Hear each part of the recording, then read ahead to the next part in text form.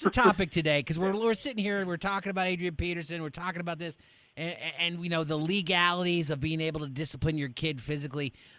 You're allowed to. Can we start with the state of New York? Sure. What are you allowed to do in the state of New York?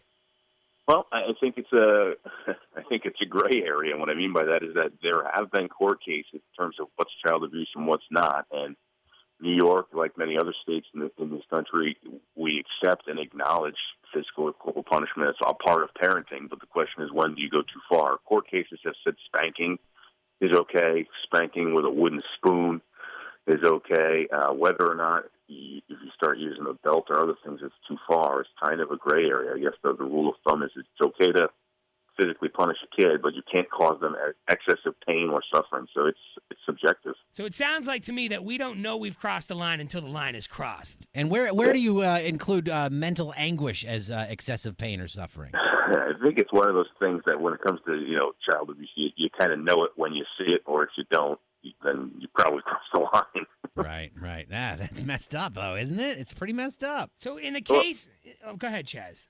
No, I was going to say the real problem is what is Pantera going to do with his fantasy football team now? He's lost Ray Rice, Adrian Peterson, probably. That's not. I don't have either of those guys on there. I asked him the same thing. But I did pick up Kirk Cousins because my man Tom Brady's letting me down. Capitalize. That might be the steal of the fantasy season so far. There you go. But back to more serious matters. Yeah. Can Pantera go home and paddle his kids? I'd say it about me if I had kids. I can. I could. Okay. But you can't paddle them with a wooden paddle, but you can paddle them with a wooden spoon. The gray area is not working for me, Chaz. Listen, it's one of those things I think as it's a developing area of case law in New York State and other states too. Minnesota, California, all of these states, they say it's okay to spank your children. It's not okay to hit them with a rolling pin. It's okay to spank them with a little wooden spoon. It's not okay to use a belt. So, I mean, it's all over the place.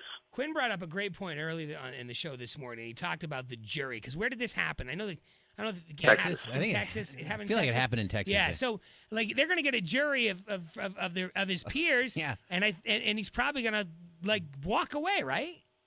Well, yeah, right. It all depends upon the people you get down there, But even any jury's bound by the law, and they're going to argue did whatever occur here. I think he disciplined his kid with a switch, a stick that he pulled all the leaves off of. Is spanking your kid with a stick. Is that excessive or excessive punishment of child abuse? So yeah, it certainly is going to end up with what does the jury think excessive, but there's also the letter of the law too and how it's described. I don't see this case going to a jury. Chaz, you don't have to answer this question, but you're a lawyer. You've done well for yourself. Family, house. You're kicking butt. Oh, nice work on the deck. Just put up almost done with the deck. I must have seen that picture of the deck 6 times. That's how well I've done for myself. I got to do my own deck. God, it's an amazing deck. Well, but were you disciplined? I mean, how was your discipline? Oh, yeah, no, I was certainly disciplined growing up. And I learned never to talk back to my parents early on in life. Right. I mean, or it was a swat to the ass. Were you spanked? Yeah, I got spanked. Until I got large. Once you clear 6 foot, it becomes uncomfortable to spank your kids, I think. So, and then you don't have to answer this one either, because I was spanked. I very seldomly, I can remember each time I was spanked. Oh, really? But I do not spank my children. Did you stop? Did the generation gap take over? Are you spanking your kids? Or no, I have never had to spank my. And first of all, he's little. He's only 3 years old, so usually a timeout works with him. And I wasn't. It's not like I was spanked often or anything like that. And if I was spanked, I think I deserved it. Looking back now, but you're right. I think it's a generational thing. I think most parents are moving further away from that. And I think that's kind of reflected in where the law is going or is heading. I think if you had this same case 20 years ago, I don't think there'd be any criminal charges or anything like that. I don't think you'd even hear about it. Now, in light of everything that's going on in this country, I think our generation is moving away from that.